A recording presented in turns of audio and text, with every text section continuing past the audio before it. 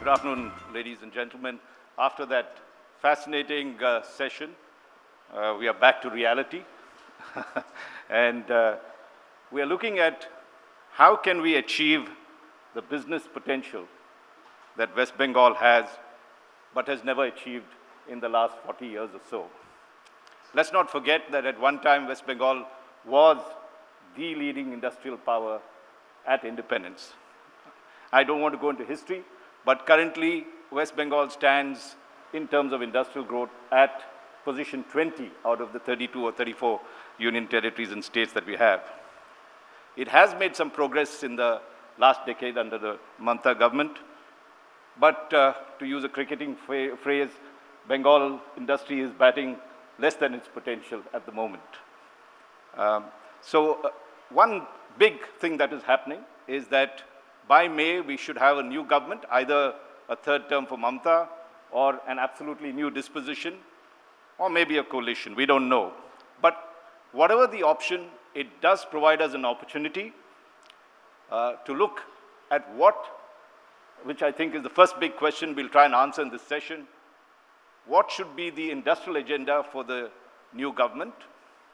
The second thing, I think we can take it a little forward if we have the time, is to see whether West Bengal can become the hub for East India.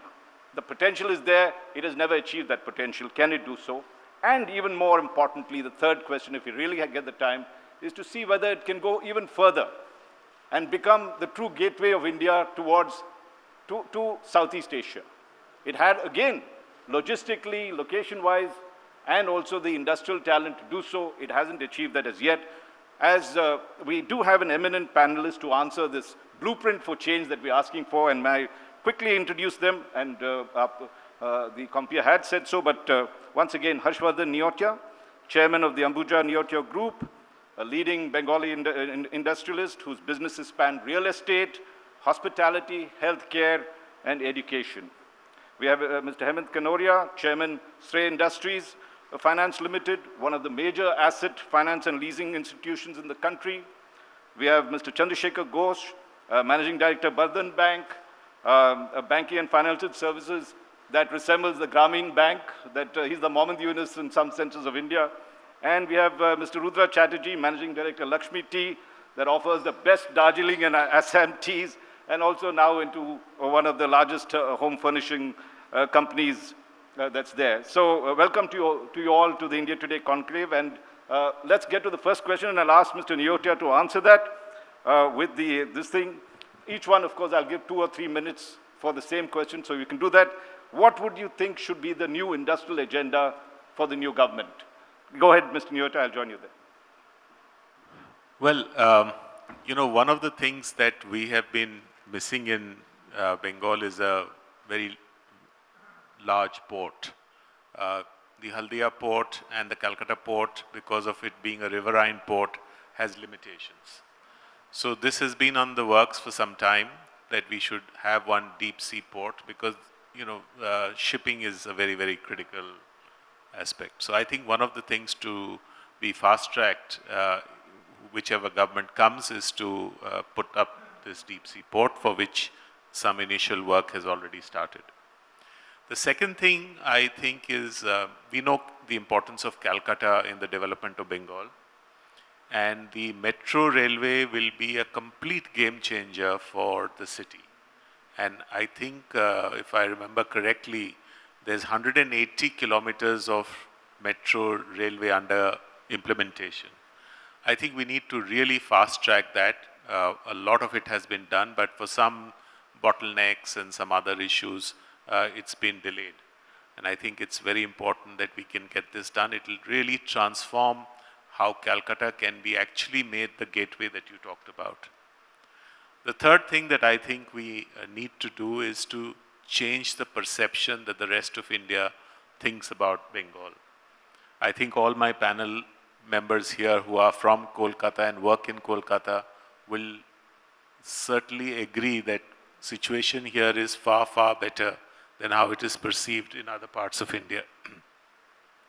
Somehow, I think some image which started off long ago because of the power problem, the labor trouble, the militancy, etc., has kind of stuck a little. Then, of course, the Singur agitation, which was really land-based sort of agrarian agitation, got colored into an industrial agitation as though it was to, anti-industry. That was not the truth, but somehow that got projected in that way because Tatas had to leave. So I think a couple of events have really colored the perception of Bengal in a very adverse way, which is far from the truth. So I think we need to really work hard to correct this image, and therefore whichever government comes in must do this. Thank you. Let me come to Mr. Hemant Kanoria. Mr. Neotia did talk about infrastructure, but you can go beyond and tell us what do you think the agenda should be? I think there are two areas which should be of prime importance. One would be on infrastructure, second, manufacturing. I think Calcutta in the last many decades has not been positioned to develop the infrastructure to enable manufacturing to come in. But if you look at it, locationally, Calcutta has a great advantage. We have 8 states in the northeast where Calcutta, as we say, has the chicken neck from Siliguri onwards, so people can get connected from there. We have 3 countries which are neighboring, Bangladesh, Bhutan, Nepal. And then we have 5 states which are large enough, Bihar, Odisha, Jharkhand, Chhattisgarh. So therefore these, and West Bengal itself. So I think that we as a gateway for the entire eastern region and the northeastern region, Calcutta can really be positioned very well. It would have a population in this particular, if you look at Bangladesh and Nepal and everything taken together, it would have close to about 500 million people of population, which Calcutta can cater to. So I think that the next government, whichever government comes in, if they can have an enabling framework, an environment can be created for infrastructure development and manufacturing to come in. And also Calcutta has a very big advantage. We are surplus in power. We have power which is at lower rates than compared to other parts of the country. We have coal mines here, so therefore we have the advantage of solar power plants which can be set up in this particular region. So I think that infrastructure can be set up very quickly if there is an enabling framework. The policies have to be simple. It should be something which can be implementable. I think that whichever government comes into power, and what we have seen in the last few decades, that the government have been forward-looking, but now we need to accelerate the pace. And as Harsh mentioned, that marketing. So as soon as we have the right kind of an enabling framework for infrastructure projects to come up, for manufacturing to come up, and what does the manufacturing company need? They need basically power at reasonable cost. They need infrastructure by way of land and water, which we have in abundance here in West Bengal. People don't have to come up and set up plants near to Calcutta. They can be away from Calcutta. There's Purulia, Bankura, all these places where we have arid lands, where manufacturing plants can come up. We have good road network which has already been set up. So I think that infrastructure and manufacturing, according to me, with an enabling framework, with easy policies, with deemed approval, which can be given, so therefore the government can lay down the framework where, if someone wants to set up a manufacturing plant, there is deemed approval, that if you don't get the approval within so many days, it is deemed that you have got the approval. And Telangana has tried it in some of the sectors, and it's really worked out well. So I think that Calcutta and West Bengal has all the elements to have a very successful and vibrant economy because of the huge hinterland that we have, and also the neighboring states, neighboring countries, the raw materials and the resources that we have in this part of the country is just immense. So I think that just, someone needs to just unleash the potential here. Well, thank you, and let's turn to Chandra Shekhar Ghosh, who, can we talk a bit, since you, specialize in microfinance and look at the MSME sector. Yesterday we had Dr. Amit Mitra say that in terms of MSME, West Bengal is #1 in it. What more can be done? What do you expect the new government to do when it has to lay down its agenda for them? Thank you. This is a good point on that. The West Bengal is as per the central survey also say that the second largest of MSME. And there is another point we see that vegetable producer is the highest in Bengal. And we grown as a bank from these states and now working in the pan-India. But when the people asking the how much you're lending in Bengal, they are feared about us. Oh, you have that much in Bengal? No, you are the very risky bank on that. So how the government can be focused on that to perception of the peoples is a negative that can be removed. So that is not in a one day, and this is not like as a mechanical way it can do. It's a need and a good plan on that, how it can be reduced on that mind. Because when I first got the bank license, that time also people surprised. And Mumbai, some of people asking me, oh, who are you? Get the bank license from Mumbai and we do not know you. So every time there is one message in here that we should be like to marketing the states in a better way on that. This is my one thing on that. Then second point on that, if we like to grow the MSME segment or agriculture, there is a need of that, the warehouse on the base of agriculture, how this infrastructure also like to develop more. So when this warehouse will be make more and link with the agriculture production, I hope that the farmers will get the good price on that is needed on that. And my next two other points as a banking industry point of view, if you know that the MSME, this is the business, is the West Bengal, in the rural and semi-urban areas is more of that. And they are now growing. The first point on that, they have a need in a trade license. So how government can be focused on that online trade license, they can be get it. And they should not be like to have need any money under table to get it and wait for the long time. So that can be given the speed to this, the MSME sector, and they can create the the many of the new employment they can be generate on that. This is a very good area which can be possible.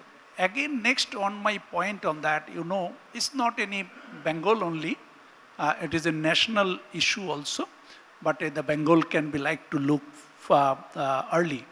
That is the people, there is a joint family we have in the historically, traditionally. And we have the land, and which land have been not distributed or mutation have been not taken in the name of son or grandson. So till now is a collective land, and they like to make a house and they cannot do it. How it can be easy process on that, there can be mutation done, and they can be convert also the agricultural land to the form as in Vastu, which is called to make a house. What's happened on that? The agricultural land are maximum. So people are making the informal house when the family number is increasing without any kind of the legal construction on that.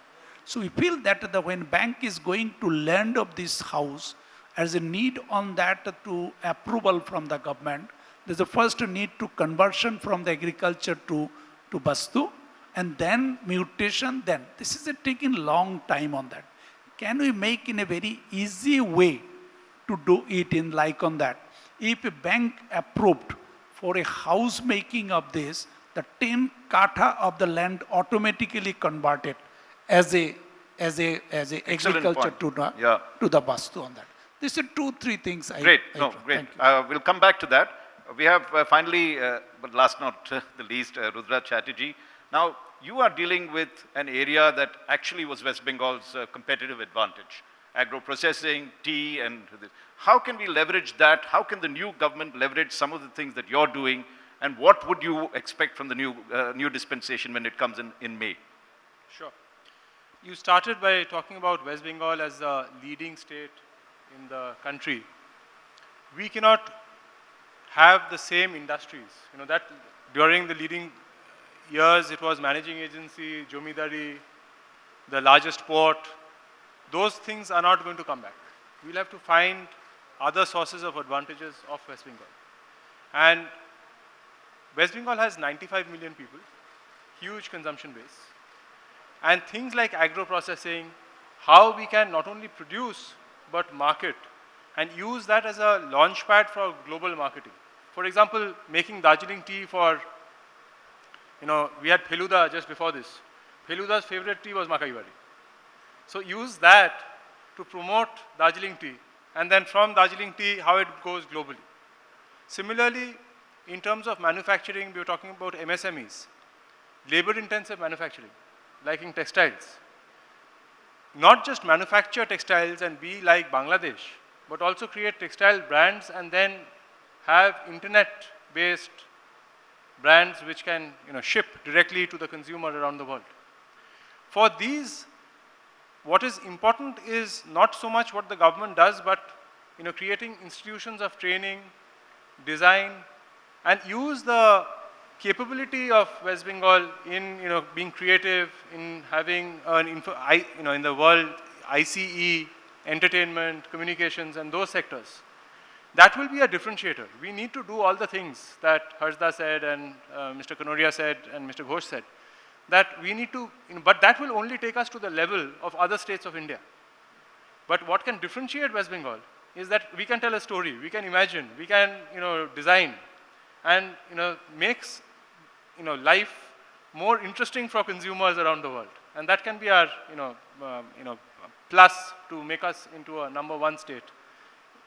Going back to the days of 1900s, where you had Jomidari and managing agency is not going to be a solution to take us back.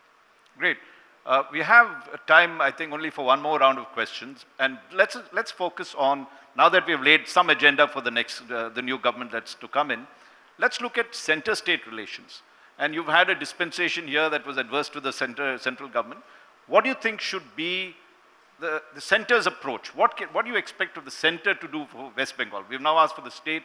What are the things that you think the center should focus on to make not only just West Bengal industry perk up, but also, as we talked of, being the gateway for Northeast and this, and maybe East Asia as well, Southeast Asia?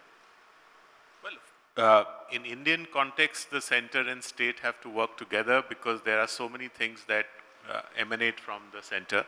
So obviously, it has so happened that West Bengal has had a government which was always different than the party in power, and so this has been a contentious relationship right through at least the last 40, 50 years.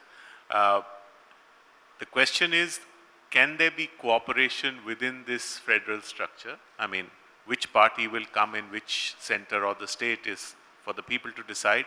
But I think there could be a more healthy relationship between the two to work together, at least for infrastructure projects and things which are of national importance. We are a border state. We are an important part of the Look East policy. And I think, therefore, the maturity has to come in the political dispensation on both sides to rise above the politics and to actually look at it as an important peg in the development of the country. I'd like to pick up one more idea that Rudra referred to. It's very important that we don't look at development with the same lens that we look at development in every part of India. In fact, India should start looking at complementarities of different regions because we have our own different traits and we have our own different capabilities. It is not necessary that every kind of manufacturing that happens in some other part of India must necessarily happen in Bengal. In fact, I feel that we probably need to skip the manufacturing kind of obsession to some extent and actually move into the services area because we are more attuned and capable of that. You know very well that nearly 40–50% of the IT professionals in the whole country are from originally Bengalis or from Bengal. We have people who are doctors, we have people who are lawyers, and they are in very prominent positions. These are in the services sector. If we can build on the idea of Bengal rather than just being or Calcutta being a cultural capital to a more intellectual, research-based kind of city, where the thought process, the kind of research work can happen here, it can develop our economy more conducive to the capabilities of its people and not necessarily go the route of doing exactly what, let's say, a Karnataka does or Tamil Nadu does or some other state does. It's not to say that that's wrong, but it's just that certain things have become suitable for certain kind of people and perhaps certain other things are suitable for Calcutta. I see we've got about 4 minutes left, so let's get Hemant in. But can you focus on what are the problems you wanted sorted out? If you list one or two issues that are problems and you say, look, this is my wish list. This needs to be sorted out quickly for us to grow here. So I think that very important is putting the policy and, one of the topic here has also been policy and pragmatism. I think that the pragmatic policies are very important. And what you mentioned about the center-state relationship also. So whenever any policy is being declared by pounded by the government and even the central government, they have to think about the pragmatism of that and see that whether it can be implemented or not. Can you give an example of, any concrete thing that you want to change in policy? Yeah, so let's suppose that today when we are talking about, I'll address the issue of infrastructure because I think that it is very important because if you have proper infrastructure, whether it be services, agriculture, industries, everything can come up. So when we are talking about power, let's take power because power is one of the essential inputs for service, for agriculture, for manufacturing. So therefore the policies on power is not very pragmatic, both from the central government side and from the state. So state also has a policy that they would like to promote more of the government sector. Similarly, the center has also not come out with a policy to enable the states to allow private sector to come in. So therefore, there are a lot of talks which you may be hearing and you have, the intent is there, both of the central government and the state government, but it is not getting implemented. The intent has been there for the last 20 years, but it has not happened. So therefore, where is the gap? The gap is the policies are not pragmatic. So how do you bring in those pragmatic policies, which is not a big problem? There are simple solutions for it. But therefore, the industry and the government, their interaction, they are being able to have a positive discussion to come out with certain suggestions and can get implemented, which is pragmatic. So I think that there is no problem as such. It's just unlocking these small issues. Great. I mean, that's a good suggestion. We are running virtually out of time, but Mr. Ghosh, what would be one or two of your points that you think, particularly you deal with finance, the MSME sector, what can the center do? Has it done enough? No, the central, I am coming to the another point on that. We are, it is and I have to give Rudra a last chance also to speak. So, yeah. But if you see that the West Bengal is a high density population. Right. It cannot be compared with the Maharashtra. Their population density is low. So till now, if you compare with even Tamil Nadu population is a 6 crore 30 districts administrative office. And Calcutta is a 23, but 9 crores the population. So it's a need to split the administration, then you can manage the very good way to focusing in the ground level and help to the people and more. Excellent. Thank you. Rudra, you've got a minute. I think very simply and like we should take a target. We have a population of 9 crores, 90 million, as Mr. Ghosh said. GDP, state GDP of $200 billion. Let's look at Vietnam, $250 billion, same population.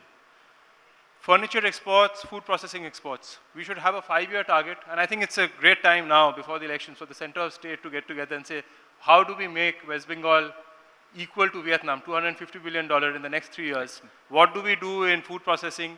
What do we do in furniture exports? What do we do in textile exports? We can keep a very specific thing, and I think people of Bengal should ask the government, center and state, to come together for the benefit of the Bengal, irrespective of who comes to power, and take this state to $250 billion in the next 3-4 years. Excellent. I think we have truly a blueprint for the new government that is there. I see Derek O'Brien is around here and he left for the moment, but I'm sure everyone else is taking notes. Thank you very much for coming to the India Today East Conclave and for your contribution. Thank you very much. Let's give them a warm round of applause.